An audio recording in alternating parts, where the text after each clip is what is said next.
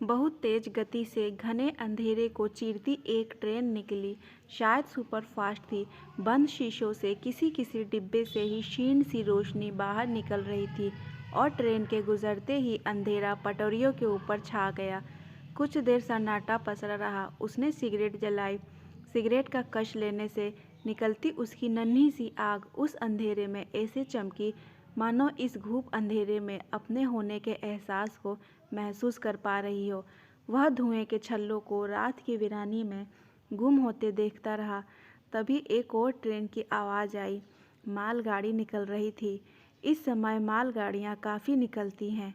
Railway colony में रहने की वजह से पटरियों और ट्रेन से एक अनकहा सा रिश्ता बन जाता है। ट्रेन का शोर एक समय पर कान को फाड़ता महसूस नहीं होता, बल्कि धड़ धड़ दौड़ती ट्रेन की आवाज़ की ऐसी आदत हो जाती है कि उसे सुने बिना बेचैनी आसपास चक्कर काटने लगती है। मानो दौड़ती ट्रेन एहसास कराती है कि धड़कनें चल रही हैं, नींद आ ही नहीं रही। कई बार उसे लगता है कि ज़िंदगी रेल की पटरी की तरह ही होती है। लोग आते हैं, जाते हैं, ठहरते भी हैं, तो कुछ सेकंड या मिनट के लिए प्लेटफॉर्म पर मुसाफिरों की तरह ठहरते हैं। ट्रेन आते ही फिर सब निकल जाते हैं अगले पड़ाव की ओर। आखिर हर किसी को मंजिल तक पहुंचने की जल्दी होती है। उसे कोई जल्दी नहीं है कहीं भी पहुंचने की, और मंजिल का तो उसे पता तक नहीं। कभी सब कुछ तय था, लक्ष्य था उसके पास और उसे पाने का जज्बा भी था। वह बहुत मजबूती से एक एक कदम रखता हुआ पूरे विश्वास के साथ आगे बढ़ रहा था। फिर सब ठहर गया, पाँव शिथिल हो गए और लक्ष्य हाथ से छूट गया। अचानक कुछ भी नहीं हुआ। यह सब बस उसे ही पता चलने में देर हुई, या शायद वह अनजान बना रहना चाहता हो। कई बार उसे लगता है जिस नियति की सोची समझी साजिश थी यह, उसे शिकस्त देने के लिए। सीटी की आवाज़ गूंजी। धड़धड़ाती ट्रेन की गति कुछ पल के लिए धीमी हुई। शायद आगे सिग्नल नहीं मिला होगा। फिर वह भी अपने गंतव्य की ओर बढ़ गई। सच में सब अपनी मंजिल तक पहुंचना चाहते हैं। वह कुर्सी पर जाकर बैठ गया। लैंप का प्रकाश दीवार और फर्श पर अलग अलग आकृतियां बना रहा था। उसे लगा जैसे दीवार पर उन आकृतियों के बीच एक चेहरा उभर आया है। उस आकृति का चेहरा लंबा था। घुंघराले बालों की लट यहाँ वहाँ झूल रही थी। भौहों के एकदम बीच में एक चंद्रकार जैसा निशान था। बचपन में लगी चोट की यादगार के रूप में कभी मुस्कान आती उस चेहरे पर, तो कभी लगता जैसे उसकी छोटी छोटी आँखों में नमी तैर रही है। उसका मन हुआ कि वह उन आँखों को अपनी हथेलियों से सहला दे। वह कुर्सी से उठने ही वाला था कि तभी उस आकृति के चेहरे पर एक क्रूरता फैल गई। उसके होठों पर एक व्यंग्यात्मक मुस्कान आ गई, जैसे उसका मजाक उड़ा रही हो कि शिकस्त के आगे घुटने टेक दिए। जानती थी तुम कुछ नहीं कर पाओगे जीवन में, बहुत कमज़ोर निकले तुम। तो उस लैंप का मुंह दूसरी ओर मोड़ दिया। आप जिसे प्यार करते हो वह आप पर व्यंग कसे तो पूरा अस्तित्व ही हिल जाता है। कितनी आसानी से कह दिया था उसने कि तुम ही रह गए थे प्रेम करने के लिए। 2-4 बार हंसकर बात क्या कर ली, कुछ मुलाकातें क्या कर ली, कभी तुम्हारी बेचारगी पर तरस खाकर उपहार क्या थमा दिए कि तुम्हें लगा कि प्यार करती हूँ तुमसे। निरे मूर्ख हो।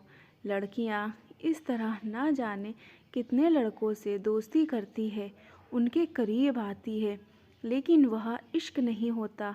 प्यार और उम्र भर का रिश्ता तो ऐसे किसी से बनाया जाता है जो हमारे सपनों को हकीकत में बदल सके। सपने बेशक हर लड़की के अलग होते हैं। किसी को पैसा चाहिए होता है, तो किसी को स्टेटस, किसी को ऊंचा पद, और कुछ भावुक लड़कियों को प्रेम भी चाहिए होता है। और मैं भावुक नहीं हूँ। माना कि तुम अच्छे लगे थे, पर समय बिताने और कुछ शाम यहाँ वहाँ घूमने के लिए ठीक थे। गलती तुम्हारी है कि तुम मुझसे इश्क कर बैठे। सोचा नहीं था कि लड़के भी इतने भावुक होते हैं, खासकर तुम। रमन बहुत ज़्यादा इमोशनल हो।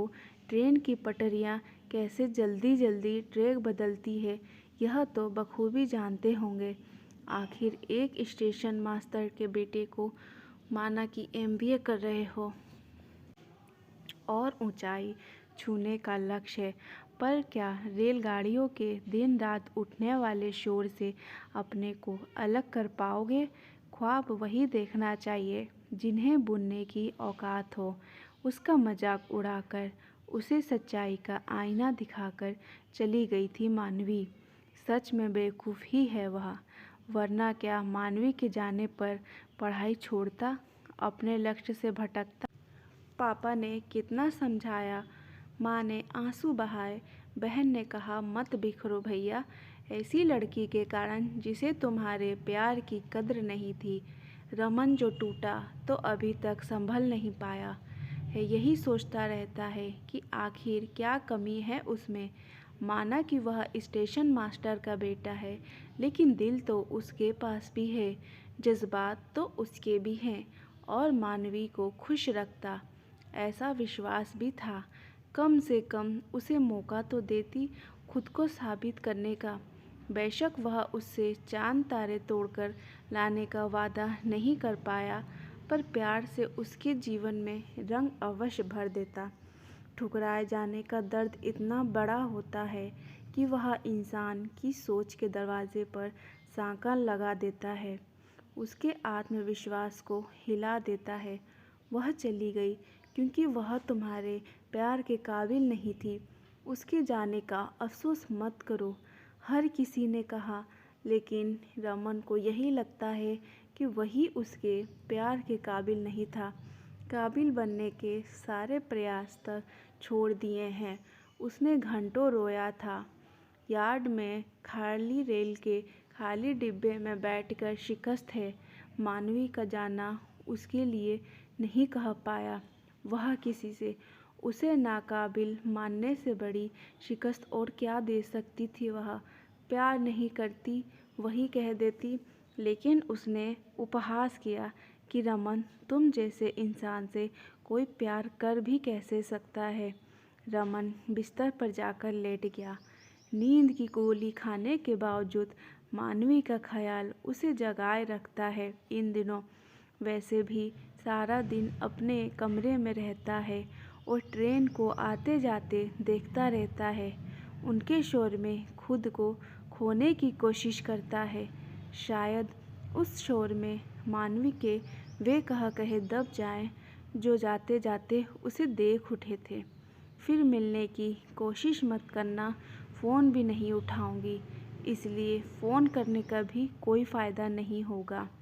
कभी आते जाते तुम दिखो भी नहीं, मैं इस बात का ध्यान रखूंगी। कुछ दिनों में यह शर्ट छोड़कर जा रही हूँ। उम्मीद है तब तक अपने प्रेम की दुहाई देते हुए मेरे पीछे पीछे नहीं आओगे। वैसे भी मैं ट्रैक बदलना बखूबी जानती हूँ। कभी सामने नज़र आ भी गए तो मैं ट्रैक बदल लूँगी या दूसरे प्लेटफॉर्म पर चली जाऊँगी।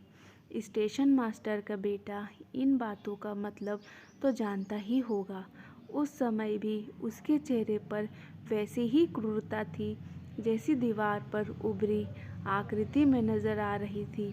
अक्सर सोचता है रमन कि वह दुखी इस बात से है कि मानवी उसे छोड़कर चली गई, उसके प्यार की कद्र नहीं की, या इस बात से कि उसके प्यार का मजाक उड़ा उसने शिकस्त दी है। उसे प्यार ना मिलने की तकलीफ़ ज़्यादा है या शिकस्त मिलने की तकलीफ़ ज़्यादा है?